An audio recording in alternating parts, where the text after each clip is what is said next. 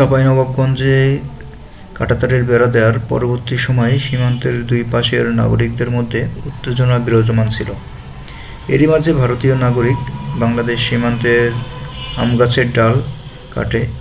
এরই জের ধরে আজ দুই দেশের নাগরিকদের মধ্যে ধাওয়া পাল্টা ধাওয়া, ইট ছোড়াছুড়ি করে। বাংলাদেশের বেশ কয়েকজন নাগরিক এতে আহত হয়েছে। সীমান্তে আম গাছ কাটছিল ভারতীয় নাগরিক, তাদেরকে চাঁপাইনবাবগঞ্জের সাহসী নাগরিকরা ধাওয়া দিয়ে সীমান্তের ওই পাশে রেখে আসে। এতে বোঝা যাচ্ছে বাংলাদেশ ভারত একটা উত্তেজনা বিরাজমান।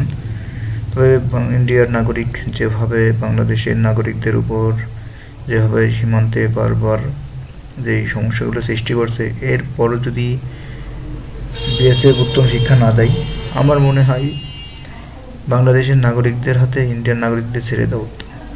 তাহলে এদের শিক্ষা হবে, না হলে এদের মনে হয় না শিক্ষা হবে। তবে এরা প্রচণ্ড ইট পাটকেল বেশ ভালোই দেখা যাচ্ছে ছোড়াছুড়ি করতেছে। এরা দুই দেশের নাগরিক ভালোই সীমান্তে জড়ো হয়েছে। বাংলাদেশের নাগরিক দেখা যাচ্ছে ইট পাটকেল ছোড়াছুড়ি করছে, তারাও ইট পাটকেল ছোড়াছুড়ি করছে। আসলে তাদের মধ্যে যে একটা ক্ষোভের যে বহিঃপ্রকাশ, তাই দেখা যাচ্ছে দুই পাশ থেকে যথেষ্ট ইট পাটকেল ছোড়াছুড়ি হচ্ছে। ইন্ডিয়ার নাগরিক বাংলাদেশ সীমান্তে ঢুকে কেনই বা আম গাছ কাটবে?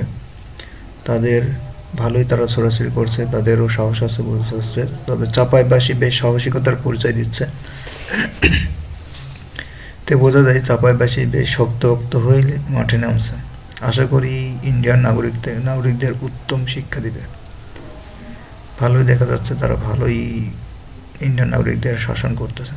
এভাবেই শাসন করুক আশা করতেছি। সীমান্তে বারবার তারা আমাদের উপর যে অত্যাচার করে, এই অত্যাচারের ফল তারা এখন ভোগ করবে। বাংলাদেশের নাগরিক দেখা যাচ্ছে ইট, লাঠি সোঁটা সব কিছু নিয়েই প্রস্তুত হয়ে আছে। বিএসএফ পাশে বিএসএফ হয়তো তাদের দিচ্ছে যে আপনারা এইভাবেই করেন না। বিএসএফ যথেষ্ট ট্যাকল দেওয়ার চেষ্টা করতেছে। বিএসএফ বিজেপি আসলে বিএসএফ হলো সবচেয়ে বেশি খারাপ যা মনে হয়। বিএসএফের কারণে এত সমস্যা সৃষ্টি হচ্ছে। বিজেপি চেষ্টা করছে তাদেরকে ট্যাকল দেওয়ার জন্য। লাঠি সোঁটা বেশ হাতে ভাইটি বেশ ভালোই প্রস্তুতি নিয়ে আসছে বাড়ি থেকে। এইভাবেই লেগে থাকো বাঙালির বিজয় তো হবেই হবে। একদিন আমরা ঠিকই বিজয় ছিনিয়ে আনবো সেই পার্শ্ববর্তী দেশের মানুষের হাত থেকে। যেভাবে আমাদের উপর নিপীড়িত আচরণ তারা করতেছে, নিশ্চয়ই এর ফল একদিন তারা ভোগ করবে।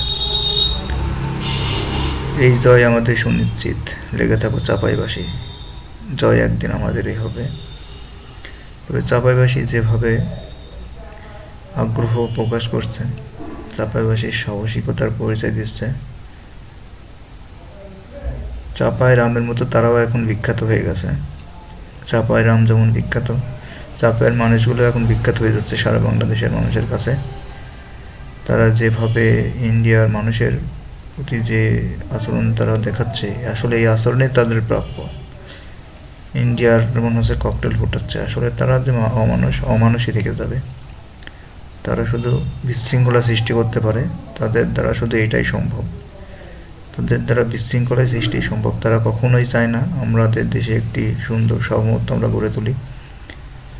ইন্ডিয়ার নাগরিক, ইন্ডিয়ার বিএসএফও যেমন ঘাটতেরা, এরা চায় না পার্শ্ববর্তী দেশের সাথে ভালো সম্পর্ক।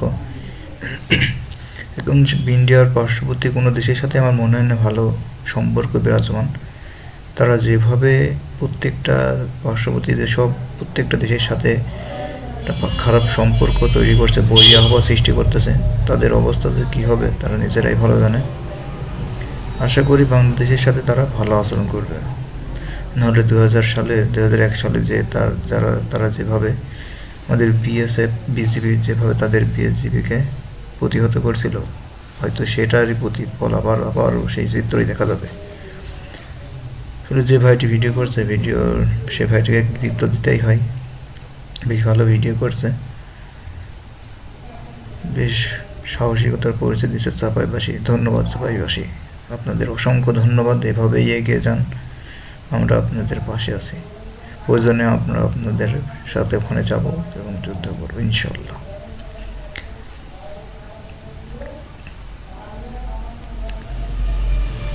চাঁপাইবাসী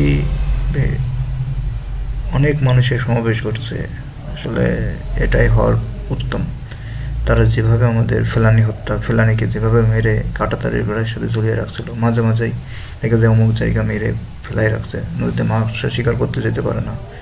বাংলাদেশ সীমান্তে ঢুকে তারা ঠিকই মৎস্য শিকার করে, কিন্তু আমরা যেতে পারি না। আমাদের সীমান্তে আমরাই মাছ শিকার করতে পারি না, সেখানে তারা মাছ শিকার করে। তাদের উচিত শিক্ষা দেওয়ার সময় এসেছে। আমাদের সেনাবাহিনীকে আরও কঠোর এবং অনেক সুশৃঙ্খল হতে হবে। তাদেরকে পর্যাপ্ত ট্রেনিংয়ের মাধ্যমে প্রয়োজনে দেশবাসীকে ট্রেনিং দেওয়া উচিত।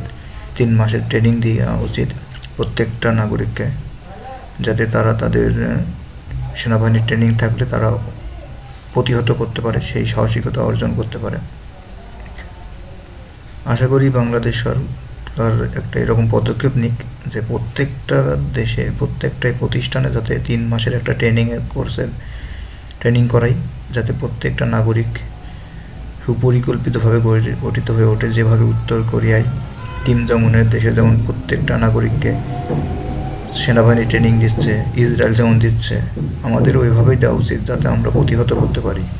প্রত্যেকটা নাগরিক যদি সেনাবাহিনীর ট্রেনিং প্রাপ্ত হয়, তাহলে আমরা যে কোনো মুহূর্তে যে কোনো প্রতিঘাত আমরা প্রতিহত করতে পারবো। আমাদের আসলেই সেনাবাহিনীর ট্রেনিংটা অতীব জরুরি।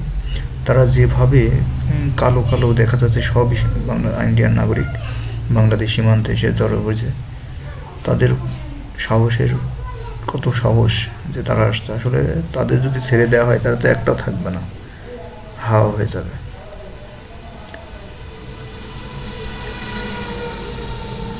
বিএসএফ কী করছে আসলে তারাই ভালো জানে, তো আমাদের বিজিবি তো ভালোই করছে, তাদের থামানোর চেষ্টা করতেছে। বিএসএফ শুধু উস্কে দিতে পারে, আর তো কিছু তাদের দ্বারা সম্ভব না। তারা পারে শুধু উস্কে দিতে, যেটা তারা প্রতিনিয়ত করে আসছে। বা এটার সাথে বড় বাঁশ, এই বাঁশ দিয়েই তাদের প্রতিহত করতে হবে। যেমন বাঁশের কেল্লা গঠন করছিল, সেই বাঁশের কেল্লা আবার ফিরে আসুক। তিতুমিরের বাঁশের কেল্লা চাঁপাইনবাবগঞ্জের বাঁশের কেল্লা হয়ে যাচ্ছে। তিতুমির যেভাবে বাঁশের কেল্লা তৈরি করেছিল তার এলাকায় পাকিস্তানিদের প্রতিহত করার জন্য, আমরাও সেইভাবেই বাঁশের কেল্লা তৈরি করব চাঁপাইনবাবগঞ্জে ইন্ডিয়াকে প্রতিহত করার জন্য। এভাবেই এগিয়ে যেতে হবে। সাহসিকতার পরিচয় দিতে না পারলে হয়তো এভাবে আমরা হারিয়ে যাব। বাঙালি সবসময় সাহসী ছিল, সাহসী আছে, সাহসী থাকবে। ইন্ডিয়ান নাগরিকদের বোঝা উচিত কাদের সাথে তারা ডাকতে আসছে। তারা কোনোদিনই বাংলাদেশের সাথে পারে নাই, আজও পারবে না, ভবিষ্যতেও পারবে না ইনশাল্লাহ। সবাই ভিডিওটি বেশি বেশি শেয়ার করুন, সবাইকে দেখার সুযোগ করে দিন।